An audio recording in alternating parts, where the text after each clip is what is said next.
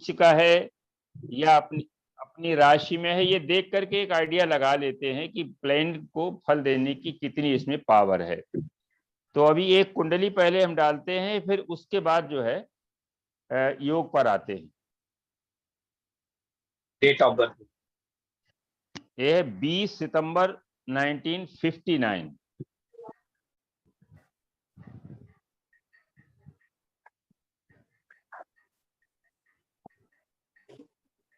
जी 1959 का है और समय है 23:57 लखनऊ।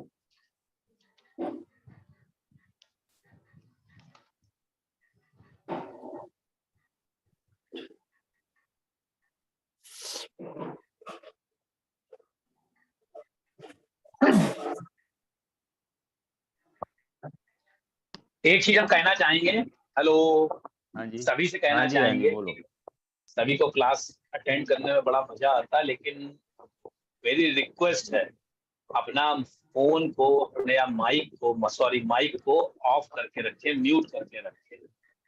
और अनम्यूट करने के बावजूद वो लोग म्यूट करने के बावजूद कुछ लोग तुरंत 5 मिनट बाद अनम्यूट कर देते हैं अपने आप को। तो जो चीज पूछी नहीं हो तब आप अनम्यूट करें। होता क्या है कि आपके अनम्यूट करने से दूसरे लोग डिस्टर्ब होते हैं, आपको नहीं पता चलता। तो इसलिए रिक्वेस्ट है कि उसको अपना सिस्टम जो है म्यूट करके रखें, नहीं तो मुझे म्यूट करना पड़ेगा बार बार और मैं करता रहता हूँ। Sir continue. देखिए, ये मिथुन लग्न की कुंडली है और ये एक अपने परिचित की ही किसी की है, अभी नाम नहीं लेंगे, लेकिन ये जैन साहब जानते हैं उनको, तो इनसे फीडबैक लेते रहेंगे। इस कुंडली को हम लोग किस तरीके से देखते हैं कुंडली को, इसको हमें देखना है। देखिए, 2-3 चीजें हैं। पारस सर जी ने जो 16 वर्ग बनाए हैं, उसके पीछे उनका एक बड़ा रिसर्च था। रिसर्च ये उन्होंने बताया कि जैसे मान लीजिए आप कानपुर से दिल्ली जाते हैं, तो पूरे रास्ते में आपका ना तो एक जैसा व्यवहार होगा, ना एक जैसी चाल होगी गाड़ी की। तो ठीक उसी प्रकार से उन्होंने कहा कि जैसे मान लीजिए मेष लग्न है यार, मेष राशि है और उसमें कोई प्लेनेट बैठा है, मान लीजिए मंगल बैठा है या शुक्र बैठा है, तो उस पूरे जो है पूरी राशि में उसका बिहेवियर कैसा होगा, एक जैसा तो रहेगा नहीं। तो उसके लिए उन्होंने उस राशि को डिवाइड किया और एक सिस्टम से डिवाइड किया जिसको हम लोग कहते हैं नवांश। नवांश के बाद उन्होंने देखा कि अगर प्रोफेशनल हमें देखना है तो 10वें भाव को एनालाइज किया, तो D10 हमने देख लिया। एजुकेशन अगर हमें देखनी है तो D24 हमने देख लिया। तो इस तरीके से जो है हम नवांश चार्ट में समय भी है, उसको देख लेते हैं। राय साहब जरा म्यूट कर लें। अच्छा अच्छा, सॉरी।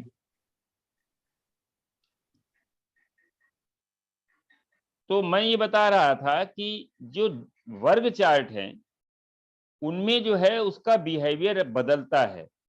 मान लीजिए मंगल मेष राशि में है कि लग्न में बैठा हुआ कोई, उदाहरण के रूप में, तो एक इसने रोचक राजयोग बना दिया।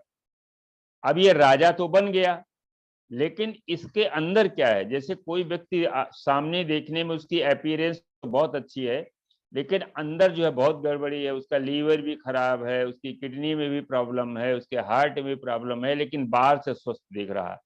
ठीक इसी प्रकार से प्लेनेट को आप समझने के लिए उसको वर्ग चार्ट में हम जरूर देखते हैं कि वो किसके नवांश, पहले एक जो मुख्य है नवांश चार्ट, नवांश में वो किसके नवांश में गया है। मान लीजिए वो मेष लग्न में बैठा, मेष राशि में मंगल बैठा है लग्न में, और वो मेष नवांश में ही है, तो अब आप समझ लीजिए कि बाहर से भी वो राजा है और अंदर से भी राजा है। वहीं पर अगर मान लीजिए वो कर्क नवांश में चला गया, तो बाहर से राजा जरूर दिखेगा,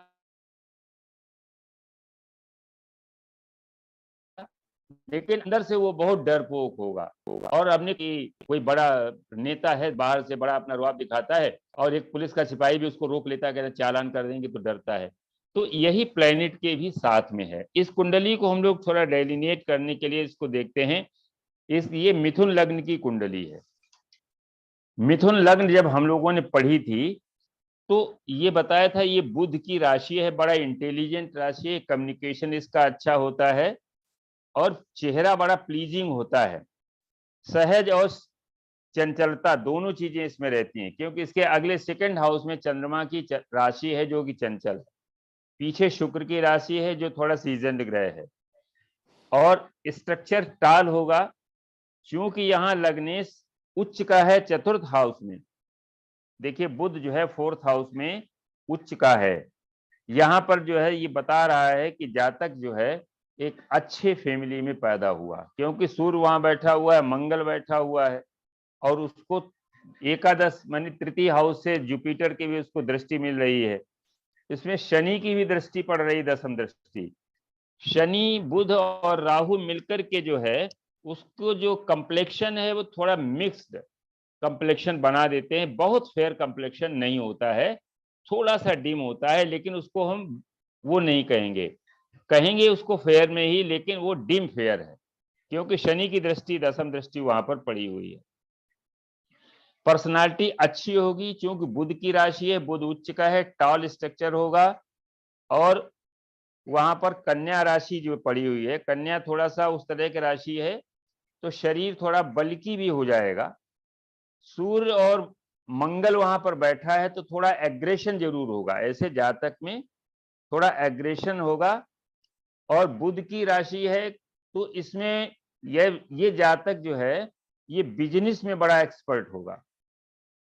तो इस तरीके से इसके लग्नेश का फोर्थ हाउस में केंद्र में जाना एक अच्छी कुंडली है, पोटेंशियल कुंडली है, और दो अच्छे ग्रहों के साथ में है।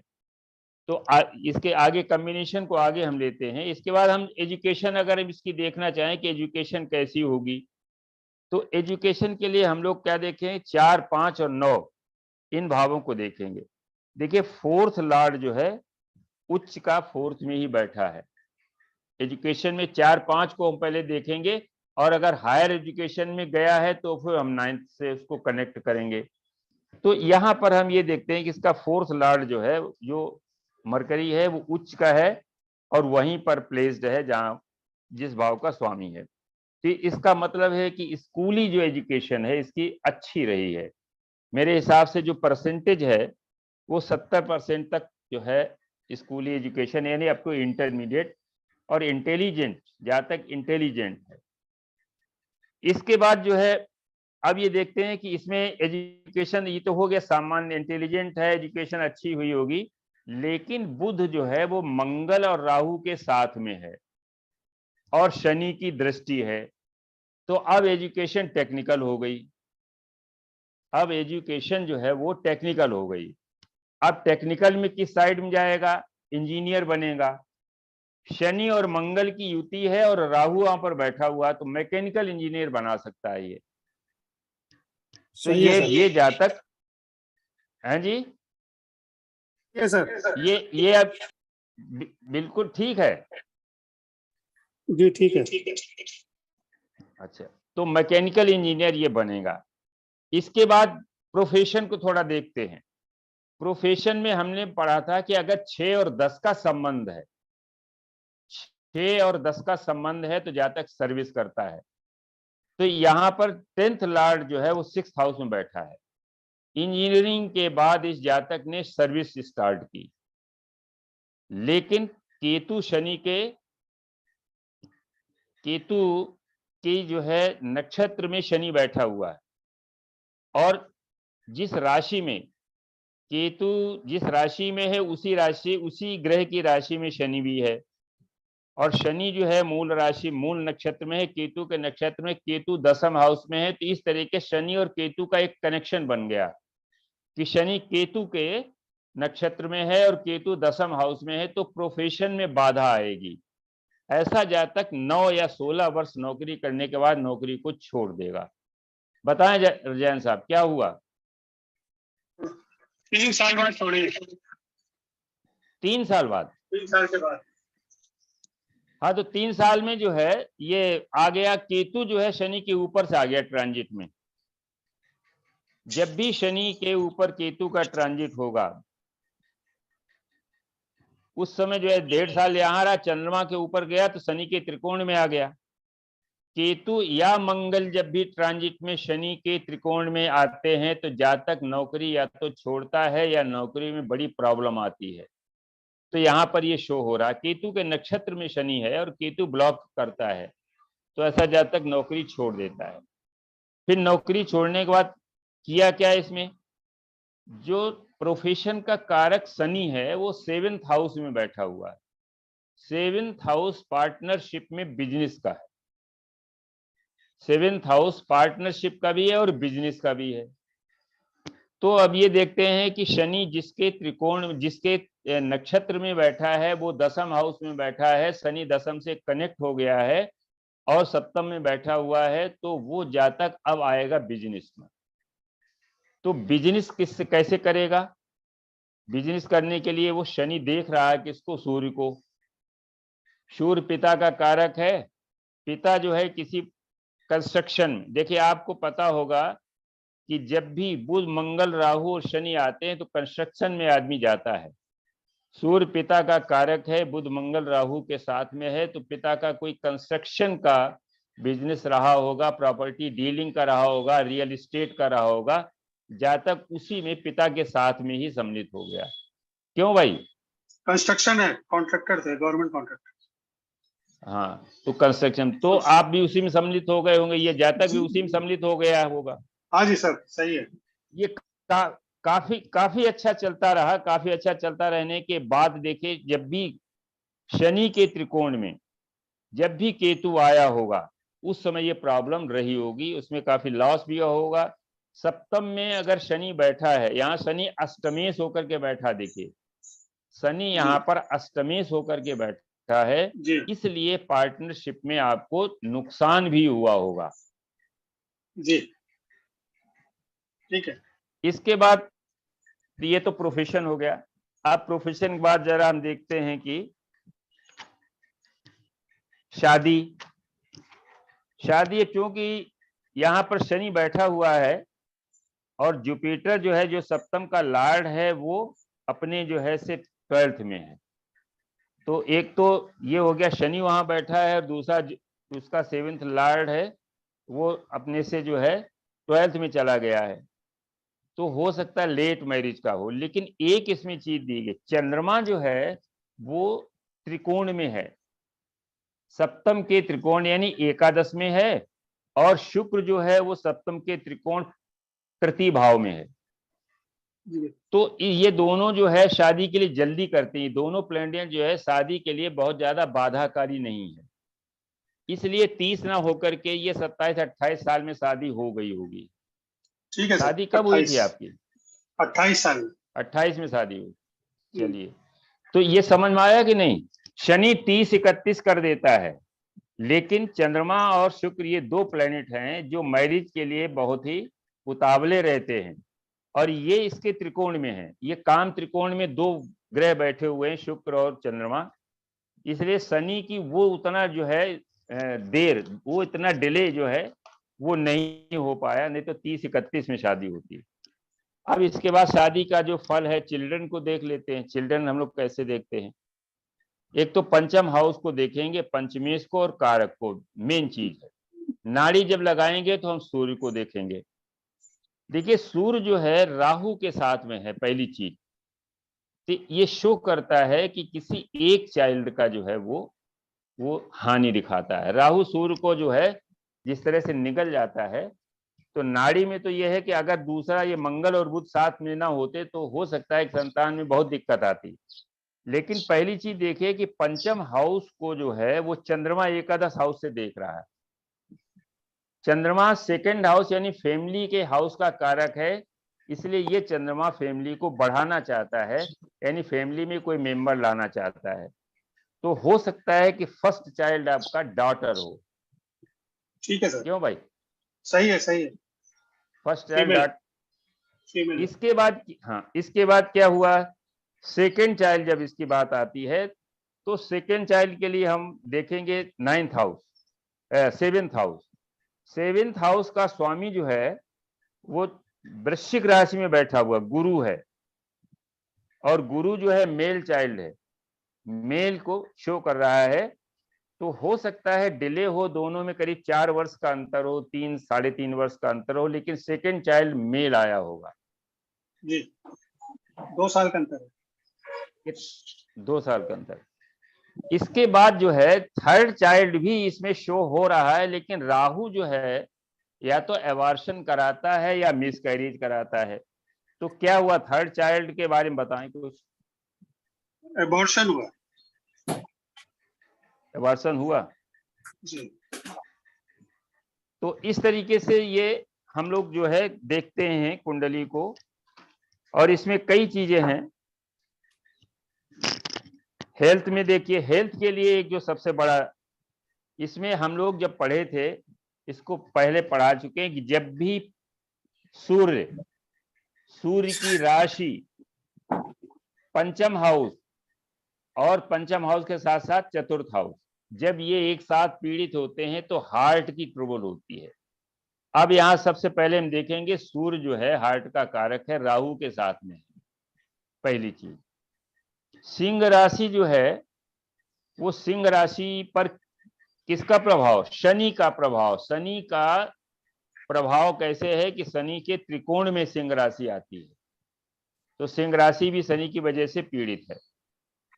इसके बाद जो है अगर हम और देखें थोड़ा सा, फोर्थ हाउस जो है वहां पर मंगल और राहु बैठा हुआ है। तो एक कॉम्बिनेशन मैंने लिखाया था कि देखिए बुध जो है वो नर्व्स का कारक होता है, और हार्ट की जो नर्व्स होती हैं वो जो है यहाँ पर पीड़ित है राहु, सूर्य और मंगल और शनि की वजह से। तो एक कॉम्बिनेशन में लिखाया भी था कि जब भी सूर्य मंगल राहु और शनि से पीड़ित होता है और फोर्थ हाउस में मंगल होता है तो ओपन हार्ट सर्जरी होती है। तो इसमें और कोई प्रभाव नहीं है, शुभ प्रभाव नहीं है, क्योंकि वीनस जो है जो थोड़ा शुभ था वो बकरी होकर के पीछे जा रहा है। चंद्रमा से सलाष्टक बन रहा है, चंद्रमा से छठे में ये बन रहा है, तो वो भी शो कर रहा है कि कोई जो है इलनेस दे रहा है चंद्रमा। तो इस तरीके से इसमें हार्ट की कोई प्रॉब्लम हुई है क्या जातक को? एंजियोप्लास्टी हुई है। एंजियोप्लास्टी हुई है जी हाँ, तो ये भी शो हो रहा है हेल्थ को लेकर के। अब अगर इसमें देखिए, इसमें एक क्वेश्चन था कि क्या जातक अब्रॉड में सेटल होगा कि नहीं होगा। देखिए जब भी फोर्थ हाउस हमारा जो है पीड़ित होता है, थर्ड हाउस में जो है फोर्थ का संबंध थर्ड से बनता है, ट्वेल्थ अपने से ट्वेल्थ बनता है, और चौथे भाव का संबंध 12वें भाव से बनता है, तो जातक जो है फॉरेन में सेटल होता है। यहां पर क्या है कि फोर्थ लॉर्ड एग्जॉल्टेड होकर के फोर्थ में है, तो जिस वर्थ कंट्री में ही जातक रहेगा। लेकिन राहु जो है वो शुक्र के 12th में है, शुक्र 12th लॉर्ड है, 3 और 12 का संबंध है। 3 में छोटी यात्रा है, 12 में लंबी यात्रा है, 3-12 का संबंध है, राहु उसमें इन्वॉल्व है। ये जातक फ्रीक्वेंटली बाहर जाएगा, लेकिन सेटलमेंट जो है बाहर नहीं होगा, सेटलमेंट यहीं रहेगा, स्थायी जो है आवास यहीं रहेगा, लेकिन ये फ्रीक्वेंटली विदेश जाएगा, कई बार जा भी चुका होगा। अभी जो है देखिए चंद्रमा जो है के ऊपर से राहु का गोचर है वर्तमान में, और अभी चंद्रमा जो है वो 15 या 16 तारीख को वृष राशि में था। तो क्या इधर भी आपका कोई यात्रा हुई है विदेश की? हाँ हुई पिछले है। हफ्ते? पिछले हफ्ते सिंगापुर था मैं। अच्छा अच्छा, तो देखिए राहु चंद्रमा मिलाकर विदेश यात्रा बनाते हैं। जुलाई में राहु फिर जा रहा चंद्रमा, हूँ यूके। अच्छा अच्छा, हाँ तो वो मतलब जो है फ्रीक्वेंटली आप जा सकते हैं, लेकिन सेटलमेंट कठिन है। सोच तो बहुत रहे, कोशिश कर रहे हैं कि सेटल हो जाए, लेकिन सेटलमेंट अच्छा वहां नहीं दिख रहा, क्योंकि फोर्थ लॉर्ड एग्जॉल्टेड होकर के फोर्थ हाउस में है। अब इसमें एक और चीज है कि अष्टम हाउस से जो है वो हम लोग देखते हैं जो एंसेस्ट्रल प्रॉपर्टी, एक इसमें कॉम्बिनेशन हम लोग नाड़ी में पढ़े हैं, सभी लोग नाड़ी जानते हैं, जितने अपने ग्रुप में सभी एस्ट्रोलॉजर हैं। केवल यह है कि हम इसको हेड कर रहे हैं, बाद बाकी सभी लोग जो है विद्वान हैं। जब भी मंगल और बुध का कॉम्बिनेशन होता है, एक साथ एक राशि में होते हैं, तो भाइयों में विवाद होता है। तो आपके छोटे भाई से कोई विवाद चल रहा है क्या प्रॉपर्टी वगैरह को लेकर के? हाँ सही है सर, चल रहा है। चल रहा विवाद? हाँ जी चलिए। अब देखिए अष्टम का, हाँ, अष्टम का जो लॉर्ड जो है, जो एंसेस्टर प्रॉपर्टी है, वो अपने से 12th में चला गया। शनि जो है अपने से 12th में आ गया। तो अब जातक को एक बड़ी चिंता है कि हमको एंसेस्टर प्रॉपर्टी मिलेगी कि नहीं मिलेगी। हो सकता है कि भाई ने उसमें जो है, चूंकि मंगल सूर्य के साथ में बैठा है, मंगल छोटा भाई है, सूर्य पिता का है, पिता के, और वहां बुध जो है वो लैंडेड प्रॉपर्टी है, मंगल जो है, तो पिता की जो लैंडेड प्रॉपर्टी है वो छोटे भाई के पास में है, और वो बाबा की भी है। एक्चुअली वो प्रॉपर्टी बाबा ने बनाई, पिताजी उसमें रहे, पिताजी के साथ वो बालक रहा छोटा भाई, और वो प्रॉपर्टी इस समय छोटे भाई के कब्जे में है। क्या इस तरह का है कोई बातचीत? सर दो प्रॉपर्टी हैं, एक मेरे पिता की है, एक मेरे बाबा की है, दोनों साथ में क्लब है, जी, जुड़ी हुई है सर। क्लब है ना। हाँ, हाँ क्योंकि राहु बाबा है ना, राहु जी बाबा है, सूर्य पिता है, मंगल वहां बैठा हुआ है। तो मंगल हाँ यानी छोटा भाई जो है उस बाबा और पिता की प्रॉपर्टी में पूरी तरीके से काबिज है, जी और बुध मंगल की वजह से वहां पर एक लिटिगेशन है, उसमें डिस्प्यूट है। जी। अच्छा ये बताइए, कोई कोर्ट केस तो नहीं अभी हुआ है? नहीं अभी तक नहीं हुआ है कोई। लेकिन आप सोच रहे कोर्ट केस करने के लिए? सोचता हूँ कि केतु कुछ। जब यहाँ पर आ जाएगा ना कन्या में, तुला से, जी तुला में इस समय केतु है, जी नवंबर में जब ये केतु वहां पर पहुंच जाएगा, तो हो जी। सकता है कि कोई कोर्ट लिटिगेशन हो जाए प्रॉपर्टी को लेकर के। अच्छा ओके, तो मेरी साइड से क्योंकि होगा क्या? केतु बुध में तैयार करते। हाँ, किसकी साइड से होगा? नहीं ये कुंडली आप नहीं, आप ही करेंगे उस अच्छा प्रॉपर्टी को। वो लेने के लिए हो सकता है कि आप कहें कि कोर्ट केस हो जाए, वकील तो के अपना थ्रू, शेयर कोई मान डिमांड कर लीजिए इस तरह, सकते क्यों हैं। केतु जब जाएगा बुध, हाँ, अपना शेयर डिमांड कर सकते। हम्म। तो हम लोग जैन साहब इस तरीके से कुंडली देखते हैं, यहाँ पर जो है जो तरीका है वो इस तरह से हम लोग देखते हैं, एक एक हाउस को लेकर के और ग्रहों के कॉम्बिनेशन को लेकर के उसमें से रिजल्ट हम लोग निकालते हैं, और यही हम लोग यहाँ सीख रहे हैं। और इसके बाद अब कोई क्वेश्चन और हो तो बताओ, किसी और को कोई चीज पूछनी हो इस चार्ट में तो वो बताए, तो सर क्लियर करने हम लोग आपस सर में। चंद्रमा जो अकेला बैठा है इसका कुछ रोल है क्या? इसका रोल ये है कि देखिए चंद्रमा के एक त्रिकोण में जो है तो शनि है, ठीक है ना। जी जी जी जी चंद्रमा के एक त्रिकोण में शनि है, और चंद्रमा के दूसरे त्रिकोण में वीनस है, जी। ठीक है ना। हम्म, अब इसमें एक चीज और आ गई, देखिए यहाँ पर सूर्य जो है वो राहु और शनि से पीड़ित है, शनि मंगल राहु। पिता की जो है थोड़ा अर्ली डेथ शो कर रहा है, जी पिता की अर्ली डेथ है, माने बहुत समय तक हो सकता है कि माने जो है इसका तीसरा राउंड राहु के तीसरे राउंड में हुआ हो, तीसरे राउंड माने 38-40 साल की जब आप रहे हो तब हो सकता है पिता की डेथ हुई हो। क्या क्या बताएं? सही बता रहे हैं, 92 में डेथ हुई है उनकी। मैं 33 साल का था सर। 33 साल का, हम्म, तो पिता की अर्ली डेथ। राहु शनि, देखिए शनि भी जो है वो केतु के जो है उसमें है ट्राइन में। मदर का भी, मदर को कोई मदर के 2 साल पहले हो गई थी, उनके लंग्स में प्रॉब्लम थी।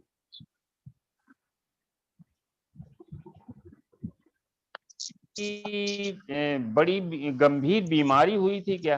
अच्छा, जो अभी बताया ना कि शनि चंद्रमा जो है जब भी होता है तो लंग्स लंग्स की शिकायत होती है। और मिथुन राशि में, मिथुन राशि का स्वामी बुध है, वो पीड़ित है राहु से और मंगल से, हालांकि उच्च का है। तो मदर को हो सकता है कोई सीवियर परेशानी रही हो लंग्स को लेकर के, या और है भी। चंद्रमा जो है बैठा है भरणी नक्षत्र में, शुक्र के नक्षत्र में बैठा है। शुक्र सेकंड हाउस का जो है इसका 12th का लॉर्ड है। अच्छा, चंद्रमा को जब हम देखेंगे, मदर को, चंद्रमा एज ए मदर हम जब देखेंगे तो हम इसमें 2-3 बातों को देखते हैं। चंद्रमा से छठे भाव में देखिए कितने ग्रह बैठे हुए हैं। मंगल बैठा है, राहु बैठा है, चंद्रमा से छठे भाव में मंगल राहु शनि का प्रभाव है, और 12th लॉर्ड जो है वो अष्टम में है। चंद्रमा से जो 12th का जो लॉर्ड है यानी जुपिटर, वो चंद्रमा से अष्टम हाउस में बैठा हुआ है। तो ये भी शो कर रहा है कि मदर की भी जो है बहुत लंबे समय तक साथ नहीं रहा, तो मदर चंद्रमा भी पीड़ित है। इसीलिए थोड़ा सा कभी कभी मानसिक आपको जो है 7.5 जब आती होगी तब आपको बहुत मेंटल परेशानी होती होगी। मदर की डेथ और पहले हो गई थी, 2 क्योंकि साल पहले, जब मैं 29 ईयर्स का। हाँ, तो वो मदर जो है शो भी कर रहा है। 7.5 में आपको विशेष परेशानी होती होगी, क्योंकि वहां पर शनि नीच का हो जाता है। चंद्रमा के ऊपर जब शनि का गोचर होता है तो शनि नीच का होता है, और अष्टमेश भी है। तो इस तरीके से जो है यहाँ पर इस कुंडली को हम लोग देखते हैं। आगे हम लोग अब योगा पर आ जाते हैं। सुनिए, योग को हम लोग, हाँ जी हाँ सर, वो सुप्रिया का हाँ जी, क्वेश्चन पूछना चाहिए। हाँ हाँ सुप्रिया बताएं। सर 2 क्वेश्चन एक पूछ रही थी मैं कि यहाँ पे जो बुध है पढ़ाई के कारक, उनके आगे की यात्रा देखें तो राहु मंगल केतु की दृष्टि, तो भी यहाँ पे अच्छी पढ़ाई हुई है। केतु की देखिए, राहु जब राहु के साथ में है तो केतु को हम लोग दृष्टि में नहीं लेते। सप्तम दृष्टि केतु की नहीं होती, 5-9 दृष्टि होती है, 1 2 5 9। देखिए यहाँ पर जो है सबसे एक तो एग्जॉल्टेड है, ठीक जी, बुध। दूसरा ये है कि मंगल के साथ में है, तो मंगल यहाँ पर जब हम जीव लेंगे तो भाई से विवाद है, डिस्प्यूट है। लेकिन जब मंगल का और राहु का संबंध हो जाता है बुध से, तो टेक्निकल एजुकेशन दे देता है। अच्छा। तो जातक इंजीनियर है। जी जी जी सर, और एक शनि बात और मंगल एक दूसरे को, शनि मंगल एक दूसरे को देख रहे हैं। शनि 10वीं दृष्टि से और मंगल अपनी 4th दृष्टि से एक दूसरे को देख रहे हैं। मैकेनिकल इंजीनियर है। हाँ जी मिश्रा जी, हाँ जी बोलो। मिश्रा जी, जी बताएं। मिश्रा जी, ये बुध जो है और मंगल, वो भी तो है, कम्बस्ट भी तो है। इनको देखो, कम्बस्ट का, बुध को कम्बस्ट का दोष नहीं लगता है। बुध तो हमेशा सूर्य के आसपास ही रहता है।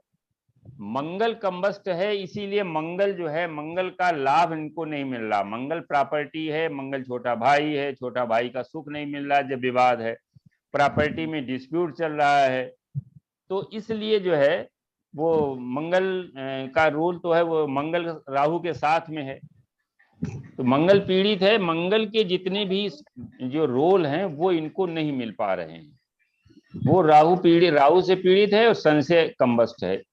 बुध को उसका कम्बशन नहीं मिलता है, कम्बशन का दोष नहीं मिलता। बुध जो है राहु का मित्र है, मंगल जो है उसका शत्रु है। लेकिन मंगल यहाँ बहुत कमजोर है, क्योंकि यहाँ अपने शत्रु राशि में है, और जबकि शत्रु वहां उच्च का बैठा हुआ है। बस केवल सपोर्ट ये है, सूर्य के साथ में है, लेकिन यहाँ सूर्य भी कमजोर है, अपनी नीच राशि की ओर जा रहा है। सूर्य जो है अपनी नीच राशि की ओर जा रहा है, अपने घर से बाहर आ गया है। तो इसलिए जो है वो यहाँ सूर्य भी बहुत पावर नहीं दे पा रहा है। दूसरा ये कि हाँ सुप्रिया जी बता। द्वितीय और 11th में गया है, तो पैसा तो खूब होना चाहिए ना। पैसा है, लेकिन उसके त्रिकोण में वीनस बैठा हुआ सारा पैसा खत्म करा देगा, सारा पैसा खर्च हो जाएगा इनका। ट्रैवलिंग में पैसा बहुत खर्च होता है।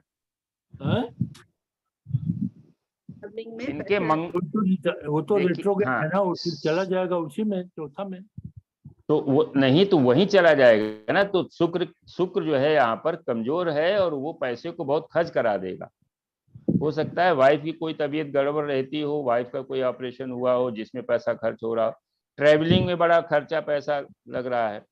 चंद्रमा और शुक्र जब भी आमने सामने होते हैं या ट्राइन में होते हैं तो पैसा आता खूब है, लेकिन खर्च भी बहुत जल्दी होता है। इसलिए संचित मनी जो है वो थोड़ी सी कम दिखती है।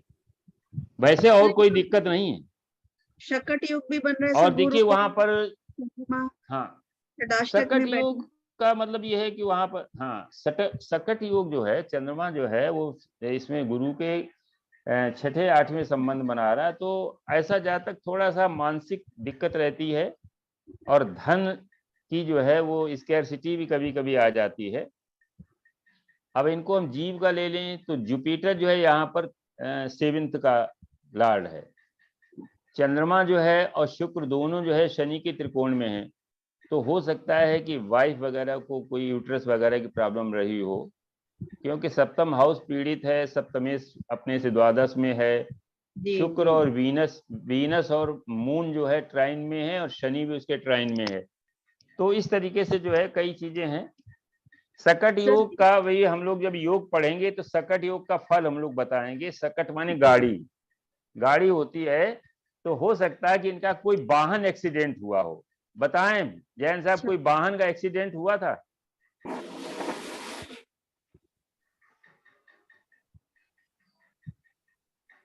हेलो, हाँ ये बताए कोई वाहन आपका डैमेज हुआ था? एक्सीडेंट में वाहन डैमेज हुआ था क्या कोई?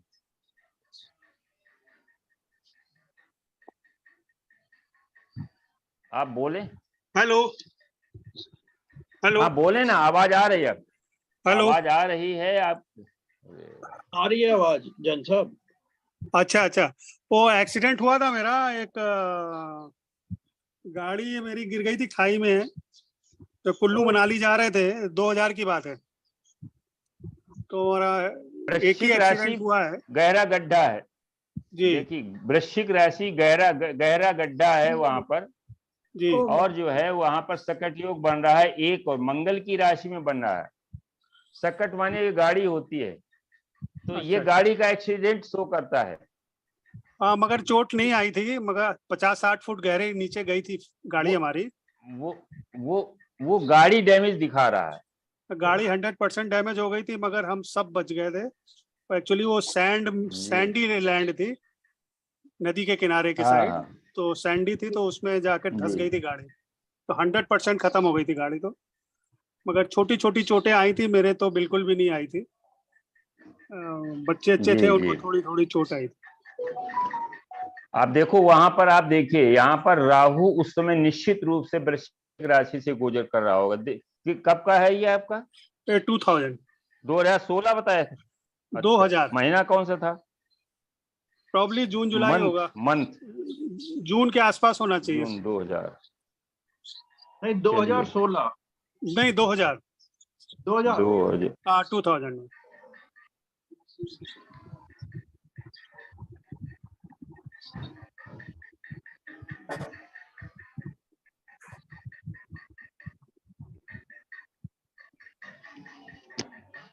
राहु 4 नंबर से गोचर कर रहा था और उस समय जो है वो जुपिटर को देख रहा था। जी जी जी, बहुत तो उसने बचा दिया। सकट योग में नहीं, वो लग्नेश बलवान है ना।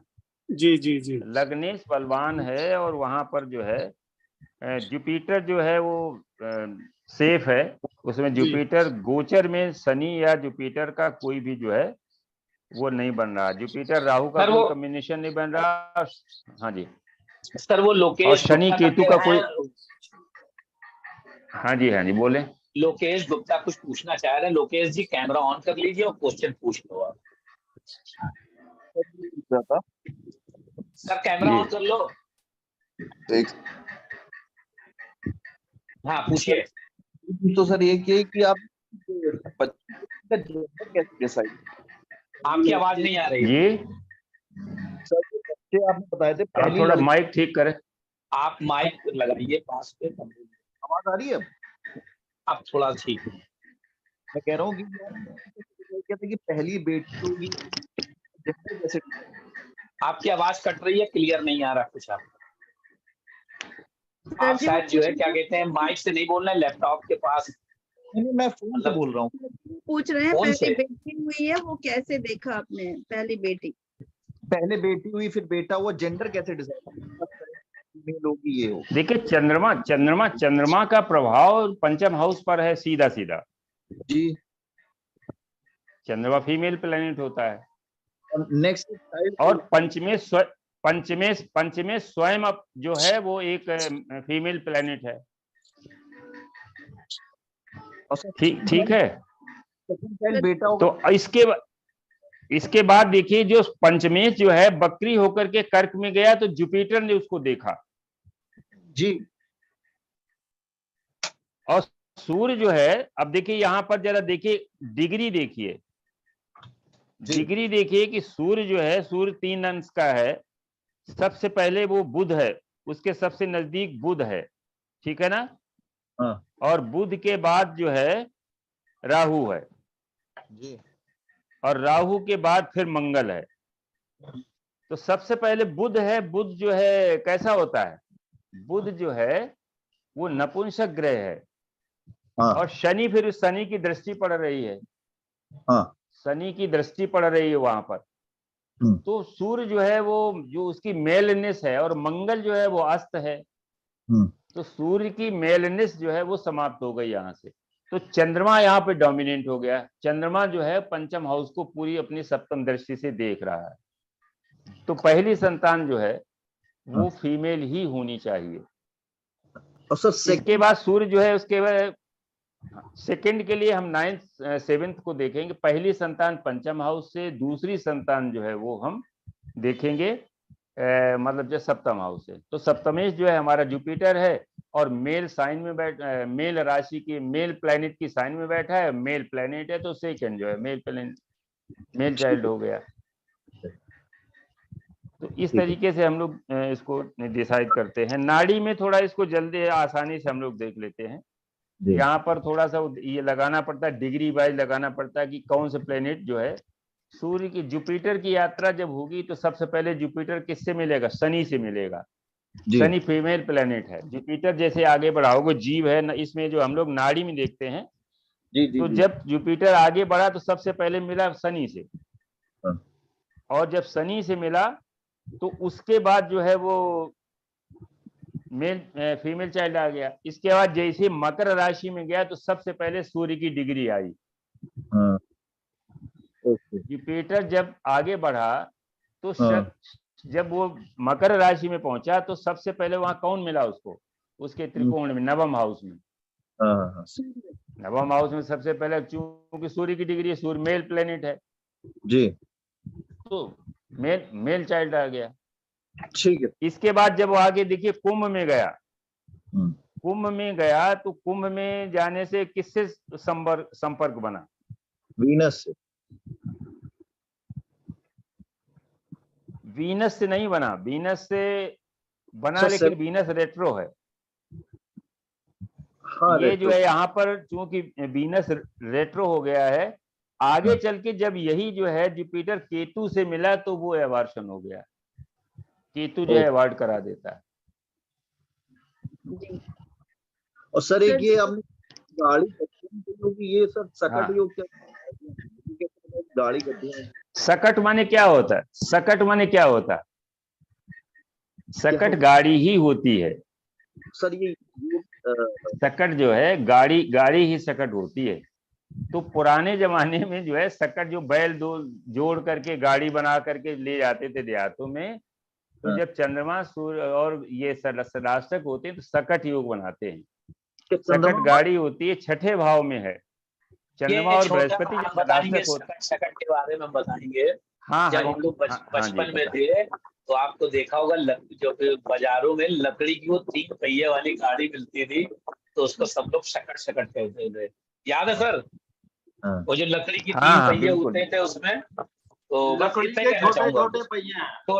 छोटे छोटे पहिए ट्रायंगल शेप में बना के, तो उसको वो जो बेचने आता था वो सकट कहकर बेचता था। सकट ठीक है, पूछो सर, पूछो अजय, क्या नाम? लोकेश पूछ लो आप। चंद्रमा किससे देखते हैं? देखिए चंद्रमा और बृहस्पति जब भी षडाष्टक होते हैं तो सकट योग बनता है। अच्छा, ओके। हाँ, अब सकट योग जो है, अब देखिए सकट योग में किसका है? केतु जो है हमेशा डैमेज का कारक है, आप समझ लीजिए। ठीक है। हाँ। तो केतु जो है डैमेज का कारक है, और केतु जो है इस योग के चंद्रमा के 12th में है और इसके त्रिकोण में है जुपिटर के। तो हमने ये अंदाजा, छठे भाव में है। तो मैंने यही कहते हैं कारकत्व को किस तरीके से एडजस्ट किया जाए, यही ब्यूटी है इसकी। जितने आप कारकत्व को समझ लेंगे उतनी जल्दी से सही प्रेडिक्शन। छठे भाव में है तो इसका मतलब छठा भाव एक्सीडेंट का भाव, और सकट बनाने वाला ग्रह जो है यहाँ पर, तो इसका और त्रिकोण में कौन है, केतु बैठा हुआ है। तो गाड़ी का एक्सीडेंट शो हो रहा है, गाड़ी का एक्सीडेंट शो हो रहा है यहाँ पर। ठीक है सर जी एक क्वेश्चन और है बस, ये जो है हमारे सप्तम हाँ भाव जी predict हुआ है, तो ये क्योंकि लग्नेश इतने मजबूत है, इसीलिए मैरिड लाइफ नहीं हुई। जी सप्तमेश अपने है, अष्टमेश सप्तम भाव में बैठ गए हैं, तो ये लग्नेश मजबूत है इसीलिए मैरिड लाइफ में प्रॉब्लम नहीं। नहीं, प्रॉब्लम तो है, कुछ न कुछ प्रॉब्लम है, लेकिन इसको ये देखिए वीनस वक्री होकर के जुपिटर के त्रिकोण में जा रहा है जी। ये सबसे बड़ा सेवियर पॉइंट है। अच्छा अगर ये मैरिज लाइफ में कोई प्रॉब्लम नहीं है, मैरिज लाइफ में कोई प्रॉब्लम नहीं है, मगर उनका यूट्रस रिमूव हुआ, जैसे आप थोड़ी देर पहले कह रहे थे, तो उनका यूट्रस रिमूव हुआ, सिस्ट पैदा बन गई थी अंदर से। मैं वही बता रहा, देखिए वीनस और मून जो है इन दोनों पर शनि का प्रभाव है जी। और वीनस के 12th में मंगल बैठा हुआ है, ठीक है ना। जी चंद्रमा के जो है वो छठे में बैठा हुआ है। तो जब भी जो है ये वीनस और मून आपस में रिलेट करते हैं और कोई पापी प्लेनेट आ जाता है तो यूट्रस जो है उसमें प्रॉब्लम रहती है। कोई ऑपरेशन मैंने बताया भी था अभी थोड़ी देर पहले कि यूट्रस की प्रॉब्लम रही होगी, लेकिन यहाँ पर वैसे जो है संबंधों में रिलेशनशिप में प्रॉब्लम इसलिए नहीं है कि वीनस वक्री होकर के जुपिटर के त्रिकोण में जा रहा है जो सप्तमेश है, तो इसलिए मैरिज में कोई उस तरह की प्रॉब्लम नहीं है, रिलेशनशिप में कोई प्रॉब्लम नहीं है। बस ये हेल्थ शो जो है वो हेल्थ प्रॉब्लम शो कर रहा है कि यूट्रस रिमूवल, तो वो आपने बता ही दिया। वो मिश्रा जी शनि भी प्रोटेक्ट कर रहा है ना, क्योंकि त्रिकोण का मालिक है। वो क्या हाँ, कहते हैं, वो सब शर्मा कुछ पूछना चाह रहे हैं।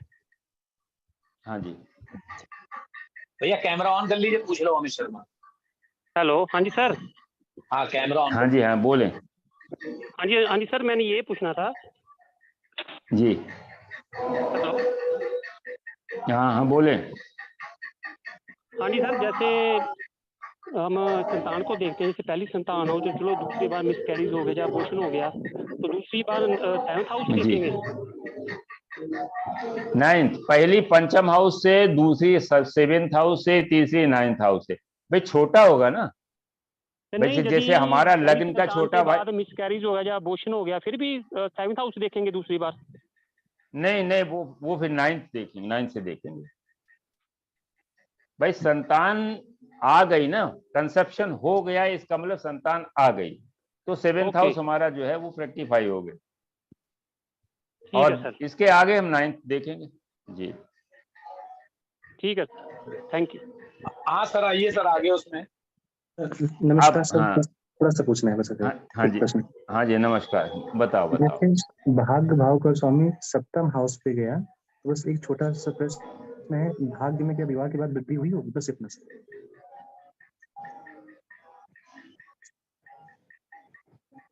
देखिए सब हाँ, नवमेश अपने से एकादश में गया है जी। 1 2, शादी के 3 साल के बाद इनके जॉब में कोई प्रॉब्लम आई होगी, बताइए क्या आया? जैन साहब बताएं। वो सर उन्होंने नौकरी छोड़ दी ना शादी के 3 साल बाद। शादी के 2 साल बाद मैंने कंस्ट्रक्शन अपना बिजनेस ज्वाइन कर लिया था, और सेम डे जिस दिन, हाँ 2 साल बाद, शादी के 2 साल, और सेम डे छोड़ी जिस दिन मेरी बेटी का बर्थ हुआ। अच्छा अच्छा, हाँ तो वो मतलब जो है भाग्योदय, देखो उससे ये होता है ना कि जब भी कोई व्यक्ति कोई नया वेंचर डालता है तो ये सोच के डालता है कि इसमें हमारा जो है प्रॉफिट है, सर्विस से ज्यादा इसमें प्रॉफिट, उस समय प्रॉफिट हुआ होगा, निश्चित रूप से शादी के बाद जो है वो प्रोफेशन में जो है वो इजाफा हुआ होगा, क्योंकि भाग्योदय वहां पर है। लेकिन वो कितना हुआ है ये बाद की बात है, क्योंकि प्लेनेट आगे उसमें D9 में कहाँ पर गया है, सप्तमेश D9 में कहाँ पर पहुंच गया है, ये बहुत सी चीजें काउंट करती हैं। एक मोटे तौर पर यह है कि 9 और 7 का जो है संबंध बना हुआ है। तो मैरिज के बाद जो है कुछ न कुछ जो है प्रोफेशन में शुभता आई होगी। अब हम लोग आगे बढ़ते अपना, ये जो है कुंडली काफी डेलिनेट हो गई है, इससे कई चीजें समझ में आती हैं कोई कुंडली लेकर के कि हम लोग कैसे देखते हैं, कैसे रिजल्ट निकलते हैं। क्योंकि वही 12 राशियां हैं, 9 ग्रह हैं, उन्हीं को प्लेसमेंट से हमको रिजल्ट निकालना है।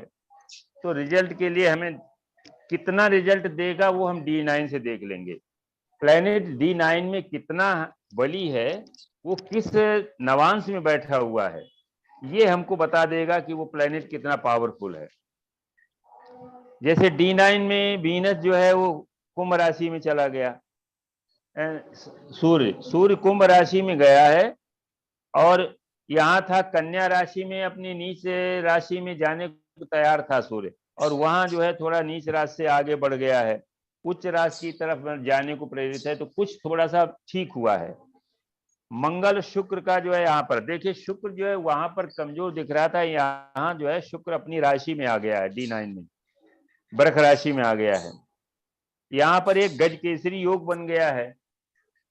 D9 में सिंह राशि में जुपिटर और जो है मून आ गया है, तो ये भी एक अच्छा है। सिंह राशि माने वो एक राजसी राशि, तो वहां पर गज केसरी योग एक अच्छा शो कर रहा है कि आर्थिक स्थिति ठीक है। वो भी सप्तम हाउस में बन रहा है। शादी में काफी पैसा इनको मिला होगा, मिला था क्यों जैन साहब? शादी बहुत अच्छी हुई थी दोनों साइड से।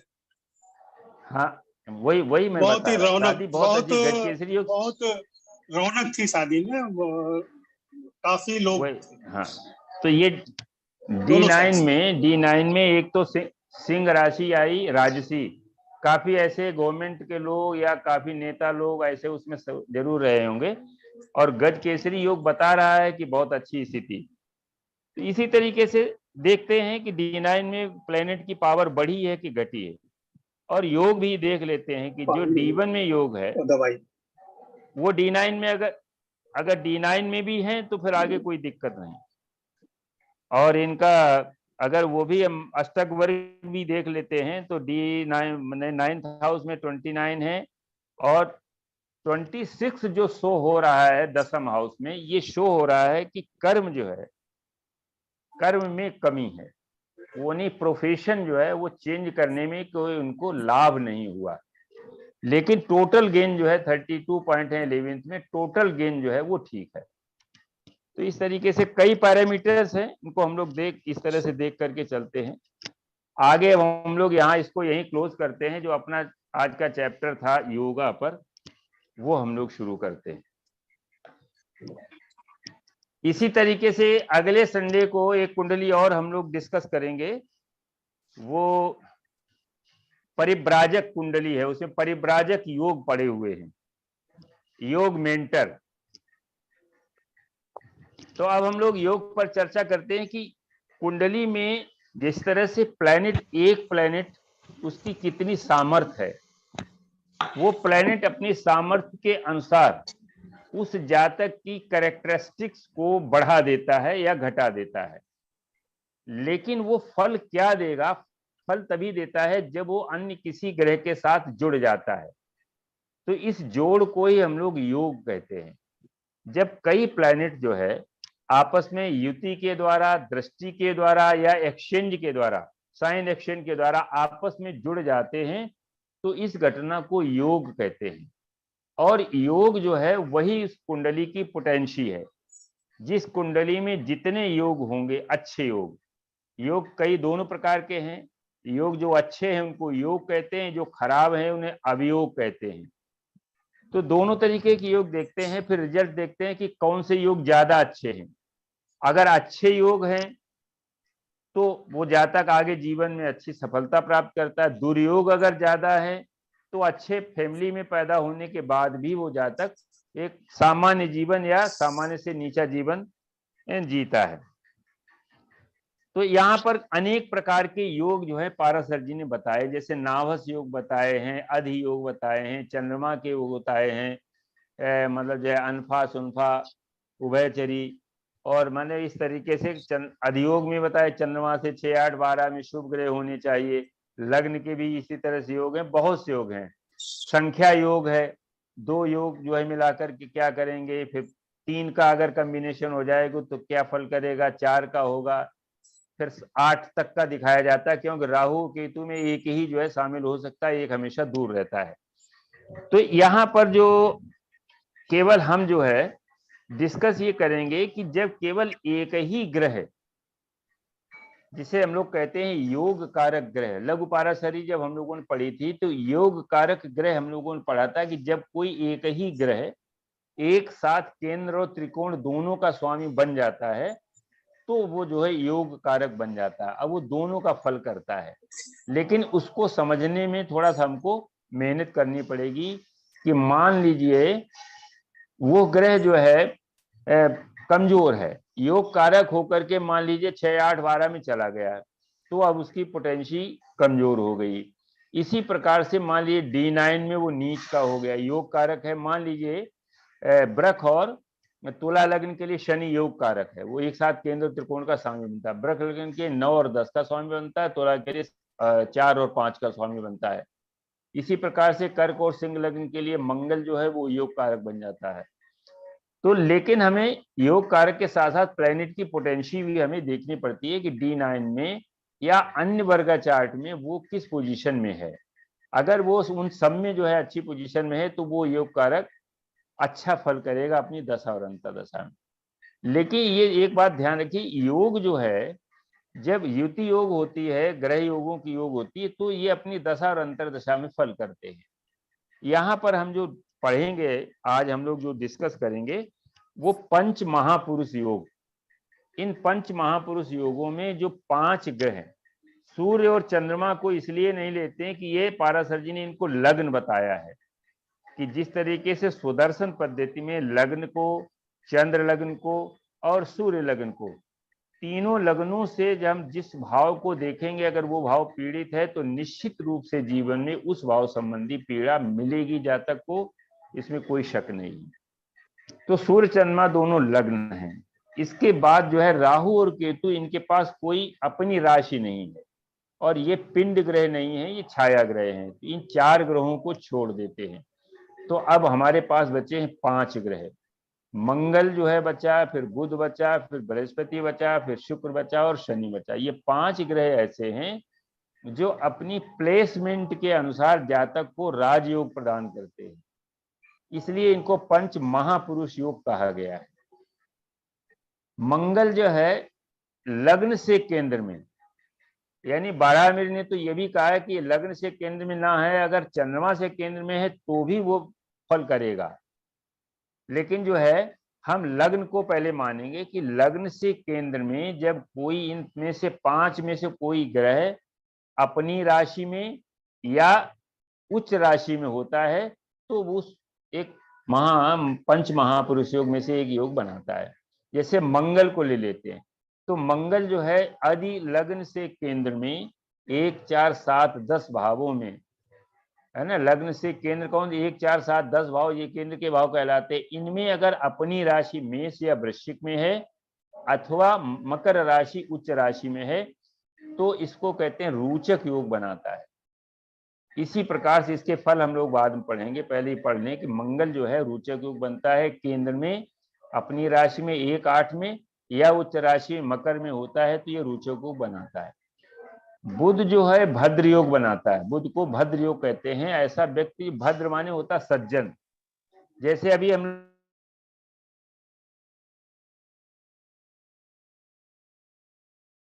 सज्जनता भी रहती है। राहु के साथ में है तो थोड़ा सा वो हेरा फेरी में विश्वास कर सकता है, लेकिन क्योंकि वहां पर बुध बहुत बलवान है इसलिए इस जातक में ये भद्र योग भी बन रहा है। लेकिन पाराशर जी ने एक बात, संदीप मिश्रा जी कुछ कहना चाह रहे हैं, बोले जी मिश्रा जी, मैं ये पूछना चाह रहा था, हाँ जी, जैसे हाँ जी। आपने कहा केंद्र में मंगल होना चाहिए, तो क्या वो नीच भंग कर रहा हो तब भी वो रोचक में मान लिया जाएगा या नहीं? नहीं नहीं नहीं, अच्छा नीच भंग में नहीं। देखिए उसमें दूसरा प्लेनेट नहीं होना चाहिए साथ में। अच्छा अच्छा, ठीक है ठीक है। अच्छा, दूसरा मतलब एक प्लेनेट ही साथ में नहीं होना सर चाहिए। वो क्या मतलब ये जो योग बता रहे हैं, हंस योग, मालव योग और रुचक योग, इसमें केंद्र में सिंगल ही प्लेनेट होना चाहिए।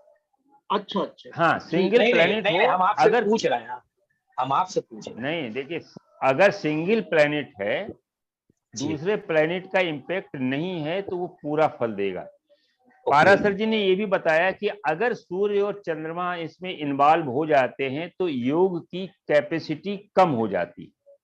जैसे अभी हमने जैन साहब की कुंडली में ये देखा कि वहां सूर्य भी बैठा है बुध के साथ में, वहां मंगल भी बैठा है, राहु भी बैठा, तो जितना फल मिलना चाहिए उतना फल नहीं मिल रहा है। फोर्थ हाउस हमारी संपत्ति का कारक ग्रह है, वहां पर बुध और मंगल संपत्ति के कारक होकर के बैठे हैं।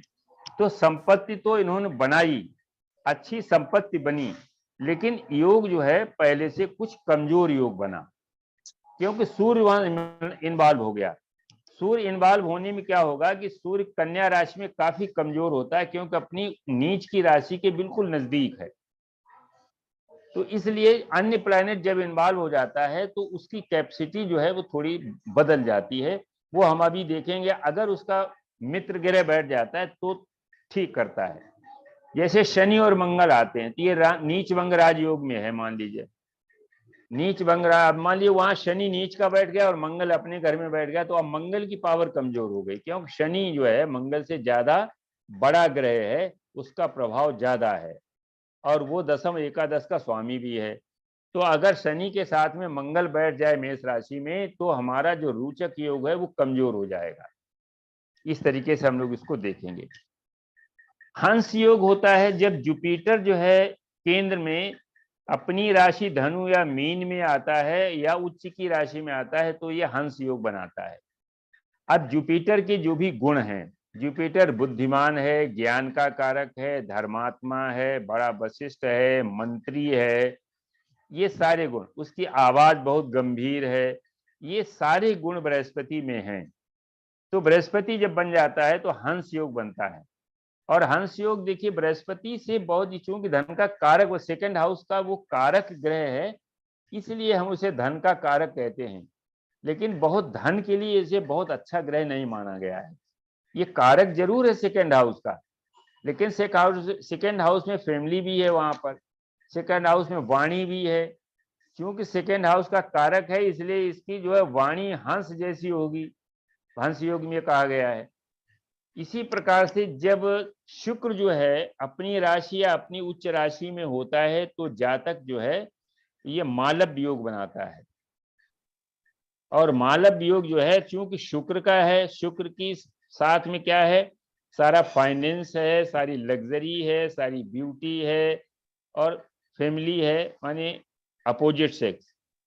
तो जब ये उच्च का होगा या अपनी राशि में होगा तो ये अपने कारकत्व पूरी तरीके से उस जातक को देता है।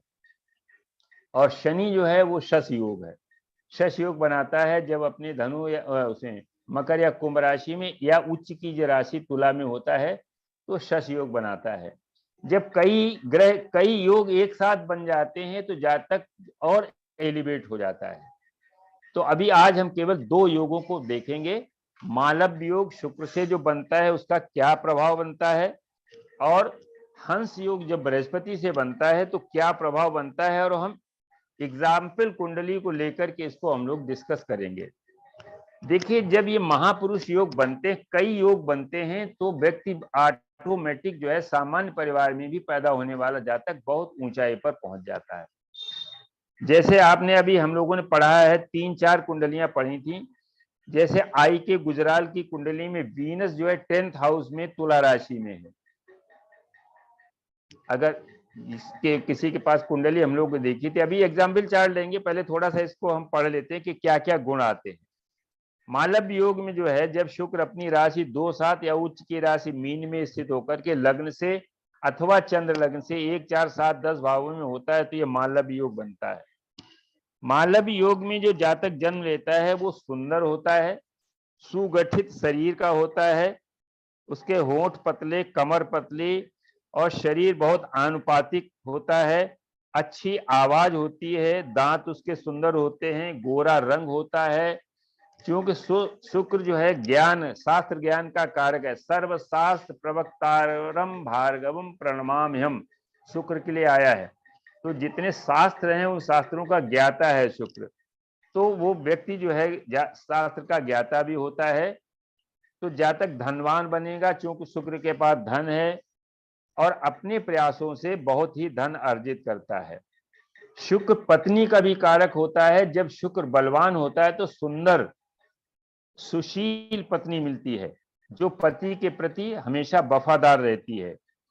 बच्चों का सुख उसको मिलता है क्योंकि द्वितीय भाव का स्वामी है और सप्तम भाव का स्वामी है। नेचुरल जोडियक में द्वितीय में फैमिली है, सप्तम में जो है पार्टनर है। लेकिन इसमें एक चीज आती है, शुक्र जब बलवान होता है, ये उदाहरण आप देख भी सकते हैं, शुक्र जब बलवान होता है तो अपोजिट सेक्स के लोग है उससे संबंध बनाने के लिए बहुत प्रयास रहते हैं। तो कभी कभी ऐसा जातक विवाहेतर संबंधों में भी इन्वॉल्व हो जाता है और अच्छी स्थिति में होने से जो है ऐसा जातक लगभग 72 ईयर्स तक जो है वो जीवित रहता है। अब इसमें क्या होता है, उदाहरण कुंडली हम लोग डिस्कस कर चुके हैं। देखो आई के गुजराल, ये फॉरेन जो है फॉरेन सर्विसेज में थे, फॉरेन मिनिस्टर भी रहे, फॉरेन में ये राजदूत भी रहे, बाद में जो है ये मंत्रिमंडल में भी आए, जनता पार्टी के जो शासन आया, और बाद में ये प्रधानमंत्री भी बन गए। तो ये वीनस जो है 10th हाउस में, 10th हाउस कर्म का भाव है, वहां वीनस तुला राशि में बैठा हुआ है। मकर लग्न थी। और एक आईएएस की कुंडली हम लोगों ने पहले पढ़ी है, चाहो तो इसको बना लें थोड़ा सा, क्यों भाई? हाँ कुंडली बना लो। वो क्या डेट ऑफ बर्थ आई के हाँ 4 दिसंबर 1919।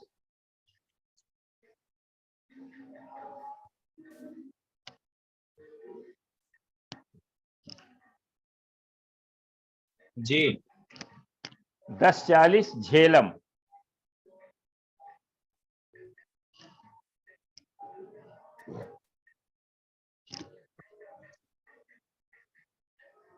पंजाब। झेलम पंजाब पाकिस्तान। अच्छा पाकिस्तान।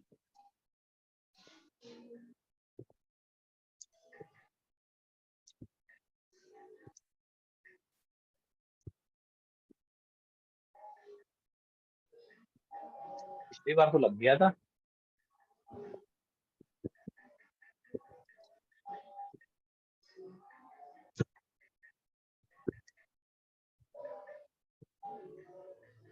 देखिए यही है। हाँ जी, मकर लग्न की है। अब जरा देखिए, ये 2 योग इसमें बहुत अच्छे पड़े हुए हैं। पहला तो मालव योग पड़ा हुआ है, इसमें शुक्र 10th हाउस में अपनी राशि में है, तुला राशि में। और दूसरा देखा कि बृहस्पति जो है ये हंस योग भी बना रहा है। बृहस्पति 7th हाउस में, गुरु जो है वो उच्च का बैठा हुआ है। तो इस तरीके से आपने देखा कि ये जीवन की सारी सुख सुविधाएं देखने में आइडिया अगर हो आप लोगों को कि आई के गुजराल वो फ्रेंच का दाढ़ी रखते थे और बहुत अच्छी कम से कम 6-6.25 फीट लंबाई थी उनकी, बहुत अच्छा भरा हुआ शरीर था, बहुत अच्छी इंग्लिश बोलते थे, यानी पर्सनालिटी बहुत अच्छी थी। तो वो शुक्र की वजह से हाँ जी जी बोले। मिश्रा जी एक क्वेश्चन था मेरा, जैसे कई बार जन्म पत्रिका देख के ये पता चलता है कि ये जो आपने महापुरुष योग कहे तो उसमें कई कॉम्बिनेशन आ जाते हैं। जैसे जैन साहब की कुंडली थी जो उन्होंने अभी लगवाई थी आपने, उसमें भी था, या और बहुत सारी जन्म पत्रिकाएं देखी जाती हैं। तो उसमें यदि ये कॉम्बिनेशन बन जाए तो उसको कैसे फलित करेंगे या क्या सोचा जाए उसके बारे में? देखिए इसमें पहले तो ये देखेंगे कि जो ग्रह बना रहा है, जो महापुरुष योग, जैसे मान लिया अभी जैन साहब की कुंडली में बुध बना रहा था, अब हम ये देखेंगे कि बुध जो है वो उसके साथ कौन कौन से प्लैनेट हैं। एक तो प्लैनेट है उसका मंगल परम शत्रु बैठा हुआ है, तो बुध की जो कैपेसिटी थी वो मंगल ने काफी कम कर दी। दूसरा ये है कि राहु जो है वो बुध का मित्र तो है, लेकिन राहु उसकी जो बेसिक क्वालिटी है बुद्धिमत्ता, वो बुद्धिमत्ता जो है वो दूसरी तरीके से बदल जाती है। तो जिस तरीके से इसको होना चाहिए था उतना फल नहीं मिल पाता। फिर सूर्य मिल गया, सूर्य कमजोर हो गया। देखिए किसी कुंडली में पाराशर जी ने कहा कि चाहे जितने अच्छे योग पड़े हुए हों, अगर सूर्य या चंद्रमा कुंडली में नीच का हो जाता है या कमजोर हो जाता तो योग भंग हो जाता है। तो इस योग में अभी हम लोग जो पहले कुंडली देखी थी उसमें सूर्य इन्वॉल्व था कन्या राशि में। अपने घर से निकल करके वो कन्या राशि में आया। कन्या राशि जो है बहुत अच्छी राशि नहीं सूर्य के लिए, क्योंकि वो इसे अवरोही कहा जाता है ऐसे में कि अपने घर से निकल करके नीच राशि की ओर जा रहा है। तो उस समय मन में बड़ा भय होता है कि आगे गड्ढा है। जब गड्ढा में पहुंच जाता है तो उसको होता है कि कोई न कोई तो निकाल ही लेगा। वहां फिर भी थोड़ा ठीक रहता मेंटलिटी। जब आगे गड्ढा में गिरने वाली स्थिति होती है, जैसे मान लीजिए अगर किसी व्यक्ति को पता चल जाए कि तुम 2 महीने के बाद बीमार पड़ जाओगे, तो जब पढ़ोगे तब दूसरी बात होगी, लेकिन पहले पता चल गया इसलिए आदमी परेशान हो जाता है।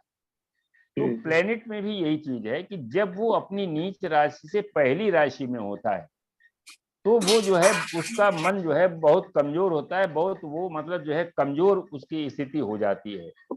और जब वहां पहुंच जाता है, नीच राशि में आ जाता है, तो उसको ये होता है कि चलो ठीक है अब आगे कोई ना कोई तो निकालेगा, जो आएगा निकाल लेगा। तो वो स्टेबिलिटी आ जाती है। अभी जो है उसमें बहुत ही परेशानी होती है। तो जब भी सूर्य या चंद्रमा इसमें जो है इन्वॉल्व होते हैं तो योग कमजोर हो जाता है। अगर उसमें उसका मित्र ग्रह बैठा हुआ है, मित्र ग्रह की दृष्टि पड़ रही है, तो अच्छा माना जाएगा। जैसे इसी में गुजरात वाली कुंडली में देख लें, चंद्रमा शुक्र का शत्रु है, चंद्रमा शुक्र का शत्रु है, लेकिन यहाँ पर गजकेसरी योग बन गया। अब देखिए इसमें 3 ग्रह बने। पहला तो एक मालव योग बन गया, शुक्र जो है वहां पर स्वराशि का बैठा हुआ है। हंस योग बन गया, बृहस्पति उच्च का बैठा हुआ है। और तीसरा गजकेसरी योग बन गया कि चंद्रमा से केंद्र में जुपिटर आ गया। तो जो यहाँ पर वीकनेस वीनस में जो वीकनेस आ गई थी चंद्रमा की दृष्टि के द्वारा, उसको गजकेसरी योग ने सबसाइड कर दिया। शुक्र तो से जो भी है तो इस माना जाता है, शुक्र से और चंद्रमा यदि सप्तम हो जाएं तो क्या कहते हैं, वो भी एक तरीके का गजकेसरी योग माना जाता है। क्या ये सत्य है? वो लक्ष्मी योग है। अच्छा। लेकिन नाड़ी में उसको कहते हैं एक्सपेंशन, वो एक्सपेंस योग माने जो है कहते हैं ये खर्च कर देता है। दरिद्र योग, नाड़ी में इसे दरिद्र योग बना देते हैं। टीचर योग। हाँ, लेकिन यहाँ वैदिक में ये एक अच्छा लक्ष्मी योग है। वहां लक्ष्मी है, वहां माँ पार्वती है। तो आप देखो कैसे कि लक्ष्मी तो हमेशा लक्ष्मी अच्छे मकान अच्छा रहती है, और पार्वती हमेशा वहीं कैलाश पर्वत में खोले में रहती है। तो आपस में बड़ा तनाव है दोनों में। तो यहाँ पर भी होता है, सास अगर शुक्र और चंद्रमा आमने सामने है तो सास बहू नहीं पटती है, कभी सास बहू पटेगी नहीं। तो यहाँ पर हम देख रहे हैं कि जो मालव योग यहाँ बन गया, हंस योग बन गया, और तीसरा बन गया गजकेसरी योग। कितनी पोटेंशियल हो गई कुंडली कि इसमें राजनीति का भी योग है। देखिए राजनीति के भी इसमें योग हैं कि सूर्य जो है ये एकादश भाव में बैठा हुआ है, और वृश्चिक राशि में नेहरू जी की कुंडली में भी वृश्चिक राशि में सूर्य था, लेकिन वो पंचम हाउस में था। यहाँ एकादश हाउस में बैठा हुआ है। बुध यहाँ पर बैठा हुआ है, बुध जो है यहाँ पर लाभेश है, और राहु के साथ में ये बैठता है जब बुध, तो बुध को अच्छा रहता है, और बुध बकरी होकर के वीनस की तरफ आ रहा है। तो वो विदेश से संबंध है, और फिर ऐसे लोगों के संबंध बन जाते हैं अन्य लोगों से, वो एक अलग योग। हम लोग केवल यहाँ पढ़ रहे हैं कि हंस योग, मालव योग और गजकेसरी योग ने सामान्य जातक को, देखो लग्नेश जो है वो अष्टम में बैठा हुआ है, कितना बड़ा निगेटिव योग है ना। वो भी सूर्य की राशि में बैठा हुआ है, शत्रु क्षेत्रीय हो गया और अष्टम में चला गया। तो ये बहुत कमजोर योग हो गया ना। लेकिन ये जो 3 योग बन गए, इन योगों ने इस कुंडली को बहुत ही हाईलाइट कर दिया। मालव योग बन गया, दूसरा हंस योग बन गया, और तीसरा गजकेसरी योग बन गया। तो ये योग, अब इसमें देखिए क्या है, किसी की दृष्टि भी नहीं है। यहाँ पर शनि की दृष्टि शुक्र के ऊपर है, तो वो मित्र दृष्टि है। शनि जो है वो मित्र है शुक्र का, तो इसलिए जो है चंद्रमा की दृष्टि जो है वो शत्रु दृष्टि है। तो दो दृष्टियां पड़ी हुई है। यहाँ चंद्रमा जो है वो ज्यादा पावरफुल है, क्योंकि वो मेष का है, अपनी उच्च राशि में जाने को तैयार है। और शनि शत्रु क्षेत्र में बैठा है, शत्रु राशि में बैठा है, अष्टम भाव में बैठा है, तो इसकी तृतीय जो दृष्टि है वो उतनी पावरफुल नहीं है। तो इस तरीके से इसमें जो हम लोगों ने पॉलिटिक्स वाले पढ़े थे और आईएएस वाले पढ़े थे, दोनों योग इस कुंडली में लग रहे हैं। इसी प्रकार से एक आईएएस की कुंडली हम लोगों ने पढ़ी थी अरुण सिंह की, और आपको याद होगा राजीव गांधी के, ये वहां के पढ़े हुए थे, दून कॉलेज के, राजीव गांधी के मित्र थे, लेकिन एक विवाद हो गया था यूपी में ही। तो चीफ मिनिस्टर उसमें एनडी तिवारी हो, या एनडी तिवारी नहीं थे और कोई था, तो इस बंदे ने जो है वो प्राइवेट इसमें इंपोर्ट में एक अधिकारी बन गया था और इसने रिजाइन कर दिया था। अरुण सिंह, आप वो उसमें देखेंगे गूगल में मिल जाएगा। अरुण सिंह जो है राजीव गांधी के बड़े अच्छे मित्र थे। तो उनकी कुंडली में भी इसको देखते हैं। देखो लगा के देखते हैं, मेरा एक कुंडली लगाओ। इसमें मंगल भी अच्छा है, मंगल भी बहुत अच्छा हो गया, और शुक्र तो अच्छा हो ही गया, त्रिकोण के संबंध भी बन गए इसमें। लास्ट डेट ऑफ बर्थ बताइए। हाँ वही बात है। अरुण सिंह की डेट ऑफ बर्थ है 20 सितंबर 1954 जी। Time 3:55 PM Delhi.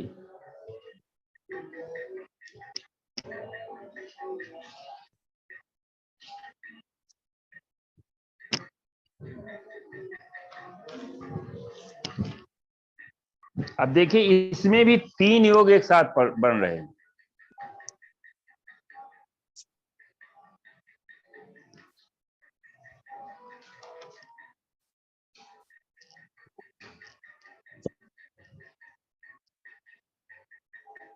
जी देखिए ये भी मकर लग्न की कुंडली है, पहले वाली भी मकर लग्न की। इसका मतलब आप समझ लीजिए कि प्रशासनिक सेवाओं में जाने वाले लोगों में 10th हाउस की जो मूल आपकी कुंडली है, उसके 10th हाउस का जो मकर राशि है वो वहां पर डोमिनेटिंग है, एडमिनिस्ट्रेशन है वहां पर 10th हाउस में। तो पहले वाली कुंडली भी मकर लग्न की थी, ये भी मकर लग्न की कुंडली है। इसमें देखिए 3 योग पड़े, 3 महापुरुष योग पड़े हुए हैं। पहला तो शुक्र अपनी राशि में है, मालव योग बना लिया। शनि अपनी उच्च राशि में है, उसने शश योग बना लिया। बृहस्पति अपनी उच्च राशि में है, उसने हंस योग बना लिया। अब देखिए इसमें कितना अच्छा वो बन गया। और भी इसमें योग हैं, उनको हम लोग देख सकते हैं। 9th लॉर्ड जो है एग्जाल्टेड हो गया है, वहीं पर 9th लॉर्ड जो है वो एग्जाल्टेड हो गया है। अब इस कुंडली में अगर हम ये देखें कि इसने रिजाइन क्यों किया, अभी जो जैन साहब की कुंडली में एक योग पड़ा हुआ था कि शनि के त्रिकोण में केतु था, इस कुंडली में भी शनि के त्रिकोण में केतु है। शनि के त्रिकोण में केतु है, और ये हम लोगों ने पढ़ा था कि इसने 89 में जो है ये सिलेक्ट हुआ, 2 ही 3 साल के बाद इसने भी नौकरी छोड़ दी थी।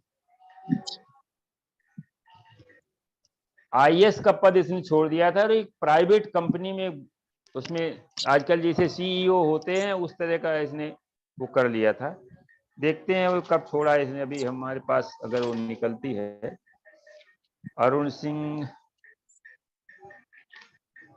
इसमें राहु भी इन्वॉल्व हो रहा है, राहु नक्षत्र के हिसाब से। हाँ राहु जो है लाभ भाव में है। जी जी जी। राहु इसका 12th में है, 12th में है। तो ये देखिए 12th में है, इसने और केतु राहु के नक्षत्र में। हाँ इंपोर्ट बिजनेस में जो है वो ये जो है इसने गया, तो अक्सर ये जाता था हाँ विदेश में। तो ये राहु जो है 12th हाउस का राहु ले जाता है वहां। अरुण सिंह है, सिलेक्टेड IAS इन 1978, और इसके बाद जो है इसने छोड़ दी थी, नौकरी छोड़ दी थी उस समय जब हम लोग IAS के पढ़े थे, तो उसमें बताया था। तो इस तरीके से हम लोग जो देख रहे हैं, तो इनके गुण और जो है आधार पर कुंडली कितनी पोटेंशियल हो जाती है, इन योगों को देखेंगे। इसके बाद जो है जो अन्य शश योग और रोचक योग और भद्र योग, ये हम लोग अगले उसमें पढ़ेंगे, एक कुंडली प्लस ये योग। उसके बाद हम गजकेसरी योग पढ़ाएंगे, और गजकेसरी योग जो है किस भाव में बनता है, किस राशि में बनता है।